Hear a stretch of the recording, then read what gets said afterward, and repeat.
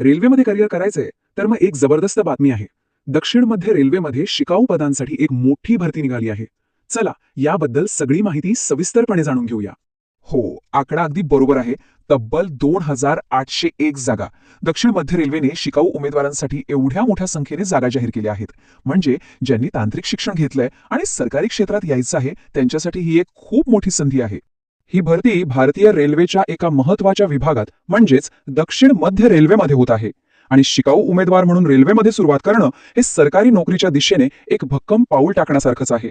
Okay, तर मग सर्वात महत्त्वाचा प्रश्न, या संधीसाठी नक्की कोण अर्ज करू शकतं? चला पटकन पात्रतेचे निकष काय आहेत ते बघूया, म्हणजे लगेच कळेल की ही संधी आपल्यासाठी आहे की नाही. बघा, इथे दोन मुख्य गोष्टी लागतील. एक, 10वी पास असायला हवं आणि त्यातही कमीत कमी 50% मार्क्स पाहिजेत. आणि दुसरी सर्वात महत्त्वाची गोष्ट म्हणजे तुमच्याकडे ITIचं सर्टिफिकेट असणं गरजेचे आहे. हो, संबंधित ट्रेडमधलं NCVT किंवा SCVT मान्यताप्राप्त सर्टिफिकेट.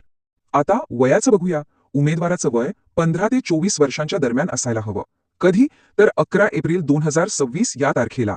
अर्थात सरकारी नियमानुसार काही विशिष्ट प्रवर्गांना वयात सवलत नक्कीच मिळेल. ही एक खूप खूप महत्त्वाची अट आहे, जरा नीट लक्ष द्या. अर्ज करणारे उमेदवार फक्त 6 राज्यांचे कायमचे रहिवासी असले पाहिजेत. कोणती राज्य? तर तेलंगणा, आंध्र प्रदेश, आपला महाराष्ट्र, कर्नाटक, तामिळनाडू आणि मध्य प्रदेश. त्यामुळे अर्ज करण्यापूर्वी तुम्ही या राज्यांमध्ये येता की नाही हे नक्की तपासा. बर, समजा तुम्ही पात्र आहात, मग पुढे काय? या अप्रेंटिसशिपमधून नक्की काय मिळणार आहे? म्हणजे कोणती पदं आहेत, किती स्टायपेंड मिळेल आणि इतर फायदे काय आहेत? चला आता ते बघूया. जागा तर खूप आहेत, पण सगळ्यात जास्त संधी कुठे आहे माहितीये? तर सर्वात जास्त म्हणजे तब्बल 1258 जागा आहेत इलेक्ट्रिशियन ट्रेडसाठी.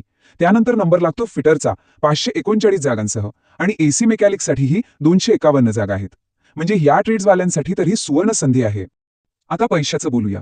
निवड झाल्यावर तुम्हाला प्रशिक्षणाच्या काळात स्टायपेंड मिळेल. लक्षात घ्या, हा पूर्ण पगार नाहीये, पण एक निश्चित रक्कम दर महिन्याला दिली जाते आणि ती साधारणपणे 8,000 ते 12,000 रुपयांपर्यंत असू शकते.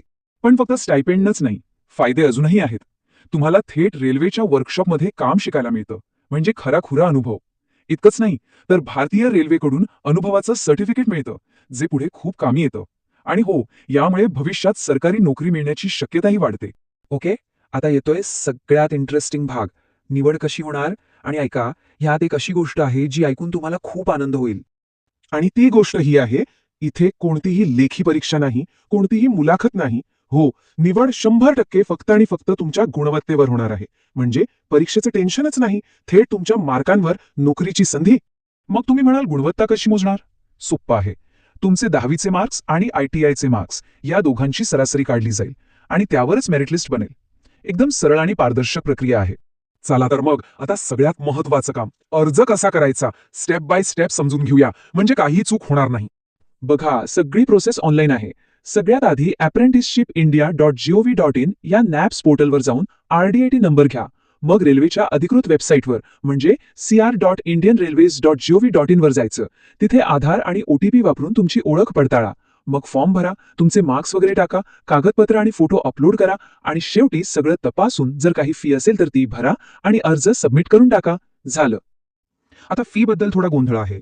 काही वेबसाईट म्हणतात की फी नाहीये, तर काही ठिकाणी 100 रुपये असल्याचं दिसतंय. म्हणून एकच सांगणं आहे, पैसे भरण्यापूर्वी ऑफिशियल नोटिफिकेशन म्हणजे अधिकृत जाहिरात नक्की तपासा.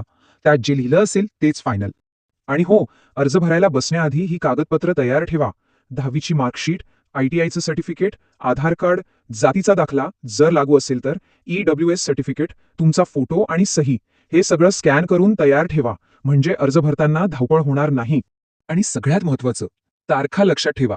अर्ज 12 मार्च 2026 ला सुरू होतील आणि 11 एप्रिल 2026 ला बंद होतील. त्यामुळे शेवटच्या दिवसाची वाट बघू नका, वेळेत अर्ज भरून टाका.